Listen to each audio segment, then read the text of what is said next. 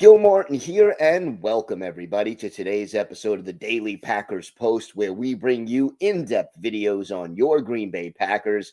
We have new episodes dropping every day, Monday through Friday, so hit the like button and subscribe so you never miss an episode.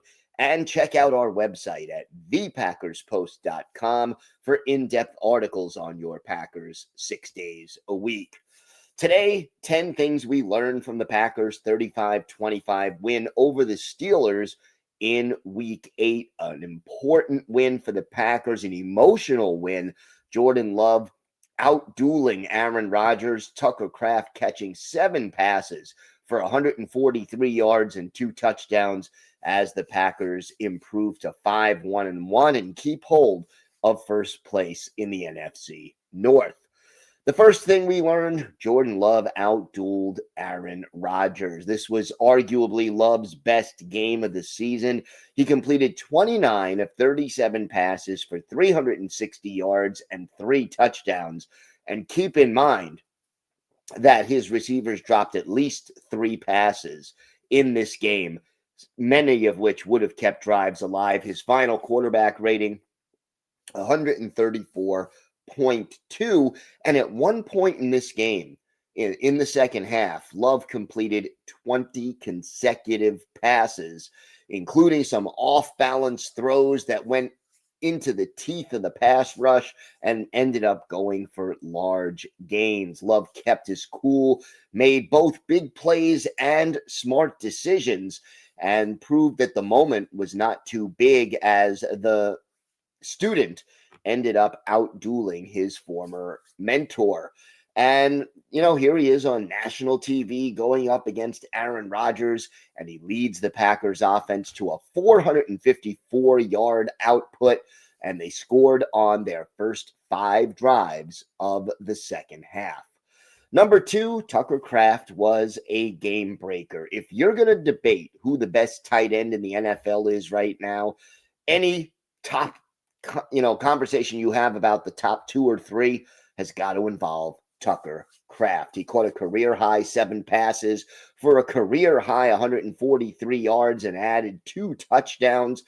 He just continues to come up in clutch situations, and his ability to run after the catch and turn a short pass into a long gain has made him elite. But add to that, he is now also getting downfield and creating splash plays that way, which just shows his increased maturity as a player. He also had a big 4th down catch that kept a drive alive. Look, if the season ended today, I would say that Kraft is the favorite to be the NFC Pro Bowl tight end. And if he keeps playing this way all year long, he could also be named All-Pro. Number 3, Emanuel Wilson stepped up when the team needed him.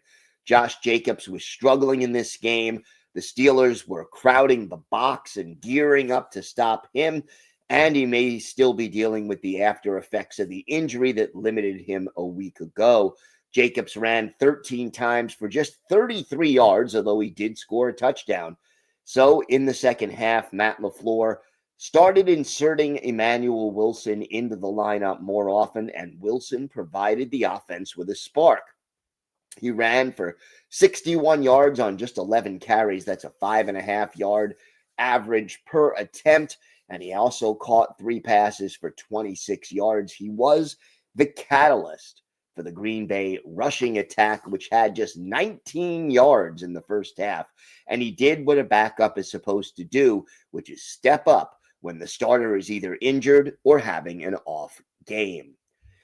Number 4, the Packers pass rush got pressure. Yes, they had 3 sacks in this game, but they knew going in that they needed to get Aaron Rodgers off his game, and they did it.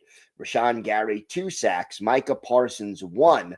More importantly, though, 5 quarterback hits and a lot of pressures, which stopped Rodgers and didn't let him throw downfield for most of the game. Meanwhile, on the other side, the Packers' offensive line, while they gave up some pressures, Jordan Love was not sacked at all. And when Love was under pressure, he responded and made some really great throws.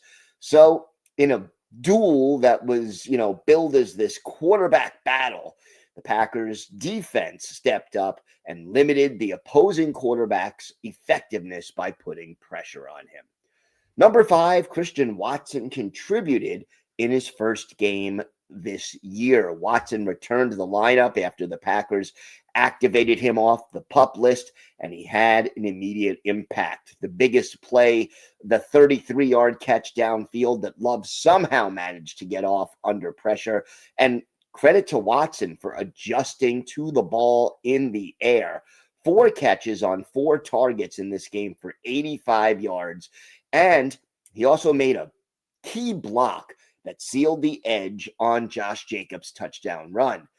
Watson does more than just catch the ball. Because he's a downfield threat, he opens up time and space for his teammates. He's a good blocker, and he showed good hands by catching all 4 passes that were sent his way.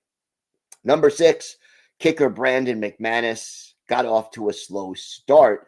He had missed the last 2 games with a quad injury. It was a game-time decision, and after warm-ups, the Packers decided that he would play, but he missed 2 field goals in the first half, including a 44-yarder on the final play of the second quarter. Now, look, the other miss was from 57 yards out. That's not a kick you expect to make most of the time, but the 44-yarder should be almost automatic. And think about this. If McManus makes one of those 2 field goals in the first half, it's a 1-score game at halftime. If he makes them both, the Packers were only down 3 points at the intermission. But in the second half, McManus made both of his field goals. He did a good job on kickoffs, and hopefully those misses were more due to rust than anything else. And thankfully, the 2 missed field goals did not affect the outcome of the game. Number 7, Quay Walker both played well and showed maturity. He had a strong game, 5 total tackles, broke up 2 passes, and showed the speed to get downfield and cover receivers and tight ends. But he also showed maturity in an important situation. In the fourth quarter, Packers are up 29-19, and Steelers wide receiver DK Metcalf deliberately poked Walker in the face after the whistle in an attempt to start a fight and maybe draw a penalty. Well, Walker, he just walked away, and Metcalf ended up getting the 15-yard personal foul penalty. Now, people will remember Quay Walker was ejected from 2 different games during his rookie season for losing his temper and striking, in one case, a trainer, and in one case, either a player or an assistant coach. But bottom line, he showed maturity today, walked away when Metcalf tried to pull a Three Stooges move on him, and it helped the Packers win this game. Number 8, Keyshawn Nixon struggled, especially early in the game. He continues to not be a great tackler. His effort at tackling is not very good. On one pass play, he was completely turned around and allowed a key 3rd and long conversion. And he was also flagged for a pass interference call on another 3rd and long that resulted in a 25-yard pass interference play. Nixon was also put in to return 1 punt, and he muffed it. But thankfully, Zane Anderson was alert and recovered the muffed football, so the Packers retained possession. Yeah, Nixon was a little better in the second half, but this was the 2nd straight game he's been disappointing, and this is the guy the Packers are counting on to be their top cover corner. Number 9, the Green Bay defense dominated 3rd down. Look, we all know how important 3rd downs are in the NFL. Winning teams usually do a better job of converting 3rd downs than losing teams. Well, you're up against Aaron Rodgers, one of the most experienced and talented quarterbacks in the league, and the Steelers were held to just 1 of 10 3rd down conversions.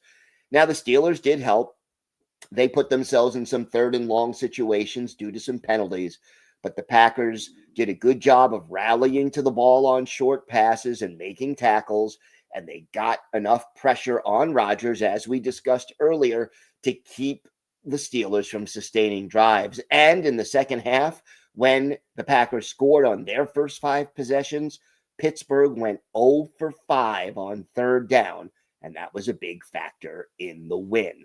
And finally, number 10, the Packers cannot let up after this strong road win. This is back-to-back victories away from home, and they return back to Lambeau Field next week to face the Carolina Panthers. Now, Carolina, better than expected this year, 4-4, although the Bills blew them out this weekend. The Packers cannot afford to suffer a letdown. You're up against an NFC opponent, and the Lions are just 1/2 game behind them in the standings. It looks like this team is playing better, and they are maturing before our eyes, but they need to keep it going, and they need to take care of business in a game they can win. You're coming off an emotional win against your former quarterback, and you cannot afford a letdown.